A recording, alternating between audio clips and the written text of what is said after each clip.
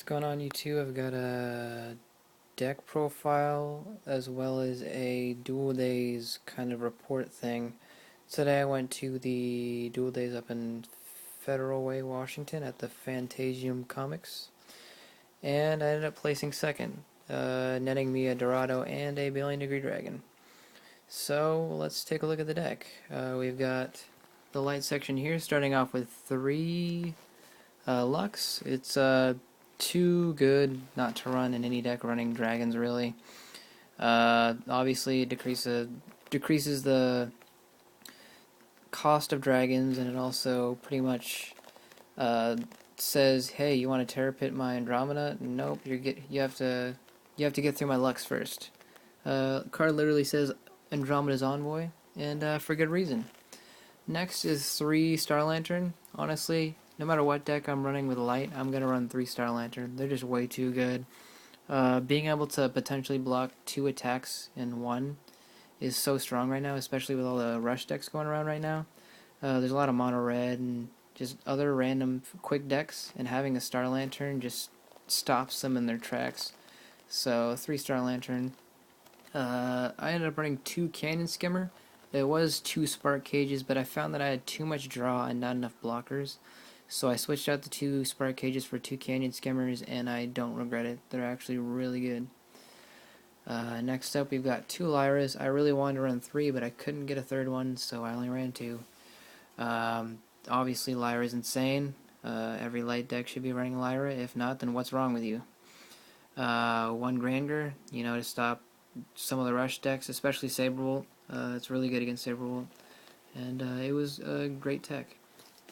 Next, 3 Stormspark Blast. I would also never run a light deck without 3 of them. It's just too good. You also need as many shield triggers as you can, and this deck especially, that you have to run 3 Stormspark Blasts. It's also just good to clear up a field if you have a bunch of guys out and they have a bunch of guys out and you just want to get rid of everything. It's pretty solid.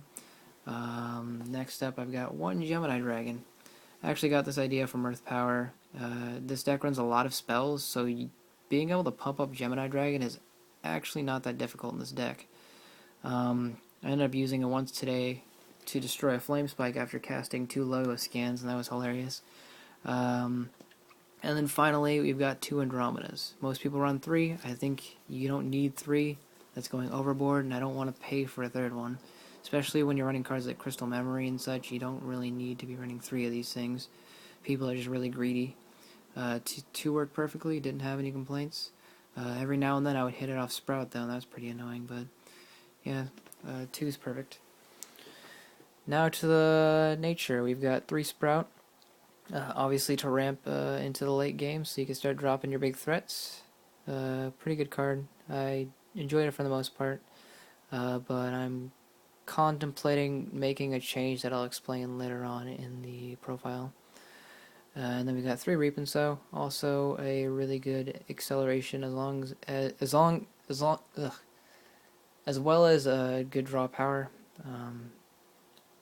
I did not regret running these for sure. They were very good.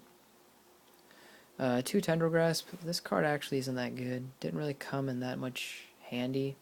If anything, I'm definitely going to drop this down to 1. The 2 didn't really help that much. So many situations where, if anything, it just helped them more than hurt them, because they were gaining mana so that they could play the late game threats. Or if you're like facing mono red, you're just giving them mana so they don't have to charge cards from their hand themselves. So yeah, I definitely don't know why I ran 2 of these, but whatever. Next, 3 Root Trap. It's, in my opinion, the best removal spell in the game right now because it gets through Lux, and everyone is running Lux. And with Root Trap, you're like, I don't care if you have a Lux, your Andromeda is still leaving the playfield, so good day, sir. And then 2 Kurigar the Hordes. A lot of people are going to be like, why'd you run Kurigar? It's subpar, blah blah blah. I honestly ran it because it was a triple breaker. I really wanted like something to finish the game. However, anytime I tried to use as a secondary effect, I always hit a spell because there's way too many spells in this deck. So it's definitely was not very good. It wasn't as good as I thought. Should have listened to Earth Power. I was talking to him about it last night, and he said Kurigar is just not that good right now, and I agree. It's not very good. One of my games, I ended up swinging in with Kurgar to triple break, and then I double braked, and within those 5 shields, I hit 2 bottles, and I lost the game. I don't think I need a triple breaker. If anything, I just need to be a little more aggressive early game so that I don't put myself in a situation where I actually need to triple break. So I definitely don't like the card, and I'll explain the changes I'd make at the end of the deck profile. Moving on. Got 3 Nyx and 3 Logo Scan at 3. Nyx is really good, really good in any dragon deck as well, if you're running blue. Obviously, you like to draw cards and you like to decrease the cost of your dragons. Between ramping up with green and playing Nyx and Lux, you know, you're going to be playing your big threats quite soon. Do not regret running Nyx.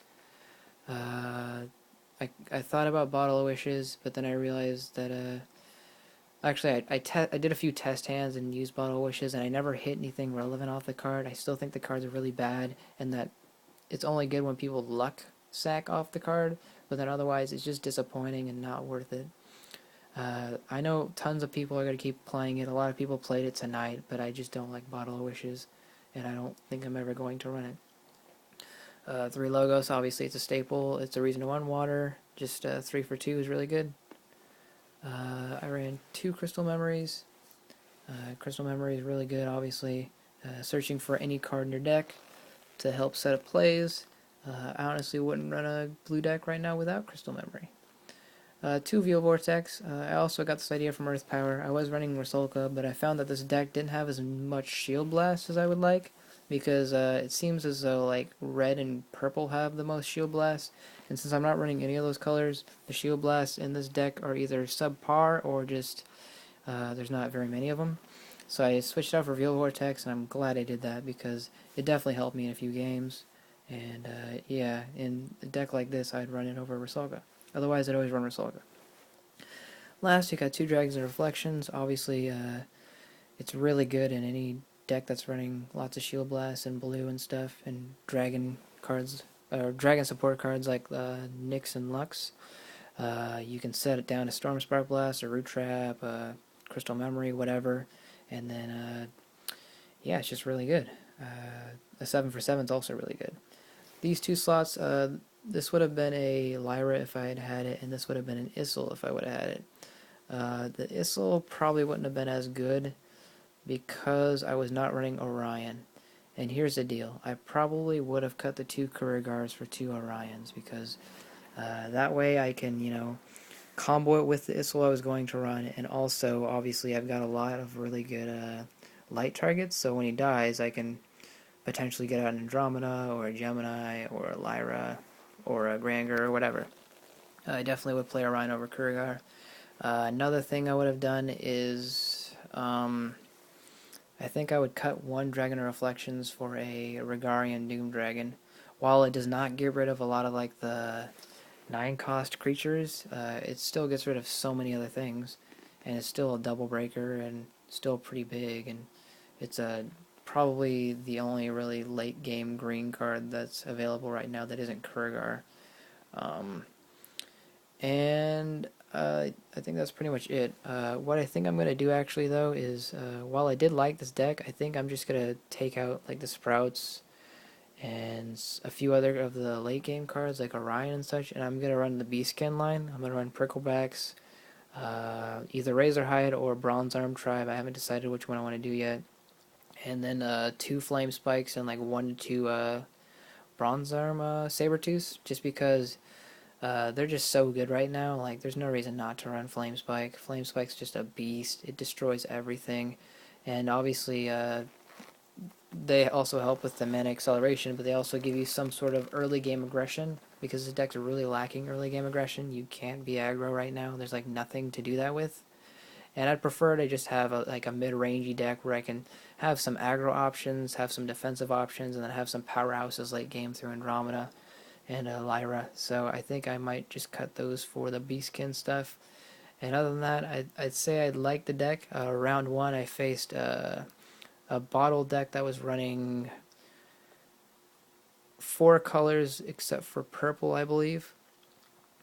And I ended up winning 2-0. I just accelerated myself into the late game really fast, and then I just dropped threat after threat after threat.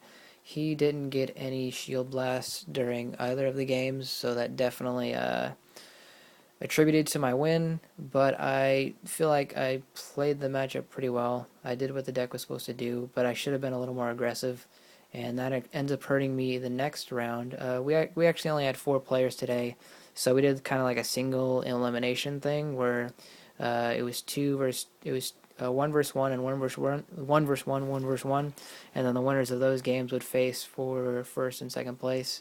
The next round I ended up facing a 4-color bottle deck that ran a purple instead of a green. And the first game, he got nothing. He kept charging until he was up to like 7 mana.